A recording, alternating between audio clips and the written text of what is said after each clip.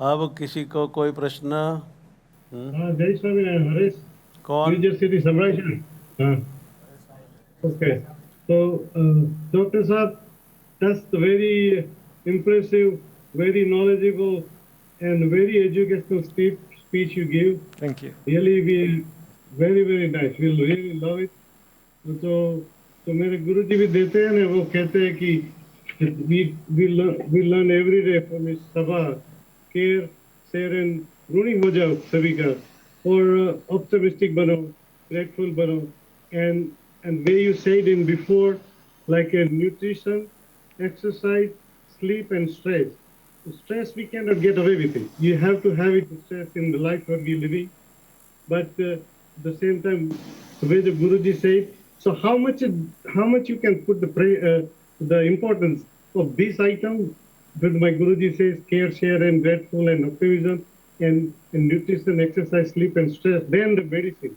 So my son is a pharmacist. He went to the John Hopkins and all kind of school. So he always tell me, Daddy, you have to take the medicine. Doesn't matter happen something, you have to go for a medicine. But I'm really against with it, and I'm going to go for like a Ayurvedic kind of stuff. So how will you put on the light on Ayurvedic kind of stuff on medicine? And the nutrition exercise is the best medicine for the removing the stress. So put some. Can you say something कि ये जो Ayurvedic medicine से अच्छा रहेगा? Then you do the natural things what the Guruji said. Thank you. हाँ, natural things. Pharmaceutical agents में मेरा इतना ट्रस्ट नहीं है. जहाँ तक lifestyle is, that is the most natural way, और Ayurvedic medicine is based around natural products. तो जहाँ तक मेरा ख्याल है, मैं कभी ये नहीं सोचता कि एलोपैथिक मेडिसिन बहुत अच्छी है, आयुर्वेदिक मेडिसिन ख़राब है, कि हम सुपीरियर है. जो भी पेशेंट के लिए काम आता है वो अच्छी बात है. और हम सबको Ayurvedic practitioners, naturopathic practitioners, allopathic practitioners को सब मिलके काम करना चाहिए. बहुत अच्छा. और अनफॉर्चुनेटली क्या होता है कि पैसा फार्मास्यूटिकल एजेंट्स के पास है, फार्मास्यूटिकल कंपनीज के पास है. तो स्टडीज़ वो करते हैं बड़े बड़े. तो जब कोई भी दवा आती है और आदमी कहता है कि वो ये ले लो, इससे आप और लंबी जीवन पाओगे, किसी को नहीं पता. वो तो आप फेथ से ले रहे हो कि आपको नहीं पता लगे, आपको तो बिल्कुल ही नहीं पता लगे. तो इसलिए उसके लिए लोग कहते हैं कि स्टडीज़ की ज़रूरत है. लेकिन जब स्टडीज़ करेंगे ही नहीं लोग आयुर्वेदिक मेडिसिन पे, तो फिर वो डेटा ही नहीं आएगा. तो जो स्टडीज़ हैं उन्हीं को लोग लेते हैं और कहते हैं. इसीलिए आई थिंक जैसे टाइम प्रोग्रेस करता है, ज़्यादा स्टडीज़ होनी चाहिए इन चीज़ों पे, ताकि वी कैन रियलाइज, और ज़्यादा प्रॉपर ट्रांसपेरेंट स्टडीज़ होनी चाहिए. अनफॉर्चुनेटली फार्मास्यूटिकल कंपनीज जो हैं वो एक्सट्रैपोलेट करती हैं. आप देखिए, मैंने एक बार बड़ा इंटरेस्टिंग वो था कि अगर आप लॉटरी टिकट खरीदने जाएं तो सबसे पहले आप ये पूछेंगे कि मेरे चांसेस विनिंग के क्या हैं. तो जो लॉटरी एजेंट है वो आपको ये कहेगा, आप उसकी चिंता मत करो, आप 2 लो टिकट, आपके डबल हो जाएंगे चांसेस. ठीक है ना? तो यही फार्मास्यूटिकल कंपनीज कहती हैं. वो कहती हैं कि आपके चांसेस हाफ हो जाते हैं दवाई लेके. लेकिन अगर हाफ हो जाते हैं तो किसमें, अगर आप जैसे 2 लोग 10 में से लोग हैं, ठीक है, और एक का हार्ट अटैक कम हो जाता है तो 50% रिडक्शन हो गई. सिमिलरली अगर 1 मिलियन लोग हैं और उसमें से 2 में से 1 हो जाता है, फिर भी 50% रिडक्शन हो गई.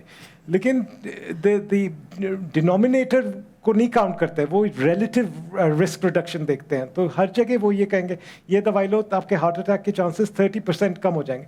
लेकिन अगर मेरा चांस 1 in a million है हार्ट अटैक का, तो मुझे नहीं करना उसको 30% रिड्यूस एक दवा 10 साल तक लेने के. लेकिन अगर मेरे चांसेस 1 in 10 है तो मैं लूँगा.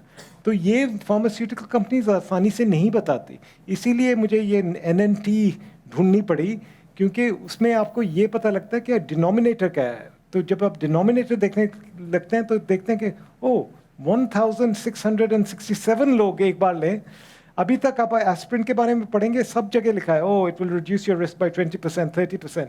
अब पता लगता है कि वो 30% क्या था। The reality is it reduces your risk 1667 people में एक आदमी में भी बच जाए।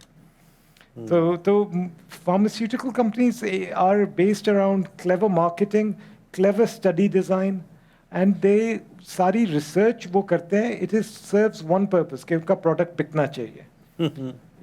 ये होता है। और जहाँ उनको लगता है कि थोड़ा भी प्रोडक्ट नहीं चलेगा, वो चेंज कर देते हैं गोल पोस्ट, इसको नहीं काउंट करेंगे।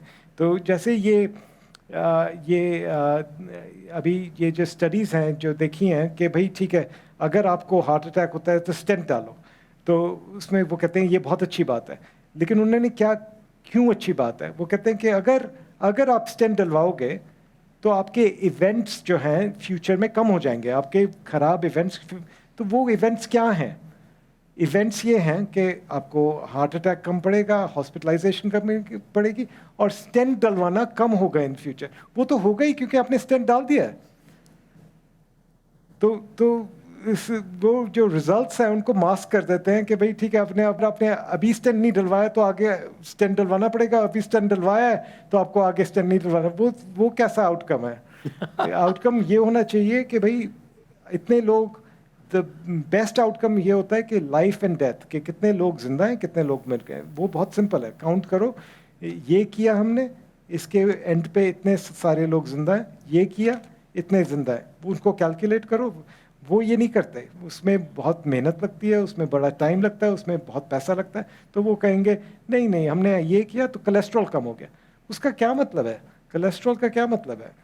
हमको इंटरेस्ट नहीं है कि हमारा कोलेस्ट्रॉल क्या है, हमको इंटरेस्ट है कि हमारी क्वालिटी ऑफ लाइफ अच्छी हो और हमारी लेंथ ऑफ लाइफ अच्छी हो, बस। इसके अलावा और कुछ फ़र्क नहीं पड़ता। अगर कोई कहे कि आपको ब्लड प्रेशर आपका 200 है लेकिन आप 100 साल तक जिएंगे और हर दिन एंजॉय करेंगे, मैं कहूँगा ठीक है, मुझे नहीं चाहिए दवाई। क्यों? किस लिए? लेकिन डॉक्टर्स ये नहीं कहते, वो कहते नहीं, अगर आप दवाई लोगे तो आपका ब्लड प्रेशर 150 हो जाएगा। उसकी वजह से आपकी शायद लाइफ बढ़ेगी, शायद आपकी क्वालिटी ऑफ लाइफ बढ़ेगी। वो दैट इज़ अ आउटकम जो है वो has to be quality and quantity of life, बस। Those are the only two important outcomes. बहुत अच्छी बात। सर